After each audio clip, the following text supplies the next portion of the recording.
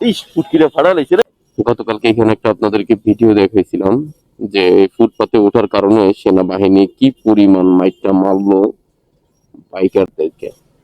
আজকে দেখেন, আজকেও কিন্তু তারা ফুটপাতে উঠছে, অথচ এদিকের রাস্তা কিন্তু ফাঁকা, তারপরও তাদের ফুটপাতে উঠতেই হবে। এইটা হচ্ছে একটা রোগ, ফুটপাতে উঠার একটা রোগ হচ্ছে এইটা। এটা কি দিয়ে যে মানে কোন ঔষধ, সেনাবাহিনীর ঔষধ না ট্রাফিকের ঔষধ না পুলিশের ঔষধ দিলে ভালো হবে, এটা একমাত্র কিছু বেয়াদব জানোয়ার প্রকৃতির বাইকাররাই জানে, এছাড়া আর কেউ জানে না। দেখেন রাস্তা ফাঁকা, তো তোর কেন দরকার রয়েছে ফুটপাতে ওঠার? রাস্তা কি আহামরি জ্যাম আছে?